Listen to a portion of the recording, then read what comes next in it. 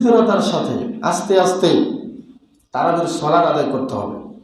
তারাবির সলাতে আসলে খবরদার কেউ সময়কে মেইন করবেন না।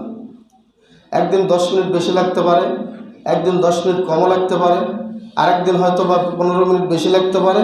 একটা জিনিস খেয়াল রাখবেন, এখানে হুজুর লম্বা সলাৎ পড়লে হুজুরের 10,000 টাকা বেতন বাড়ানো হবে না, হুজুর 5 মিনিট কম লাগালে হুজুরের 5,000 টাকা বেতন কমও হবে না, বেতন যা আছে তাই থাকবে। তো হুজুরের কি দরকার পড়ছে আপনাকে আধা ঘন্টা বেশি বাড়ায় রাখবেন?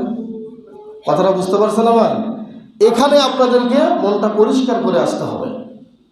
এই সলাৎটা মনে রাখবেন, এটা হুজুরের জন্য সলাৎ নয়, এই সলাৎ আপনার নিজের জন্য। কথা কি ভুল বললাম?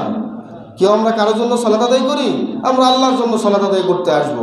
এই জন্য ধীরস্থিরতার সাথে একেবারে একগ্র চিত্তে সলাৎ আদায় করতে হবে। কেউ ভুল করেও হুজুরকে বলবেন না যে আজকে একটু গরম, একটু তাড়াতাড়ি শেষ করেন না। এই কথা বলার সাথে সাথে আপনি একজন পাপী হবেন।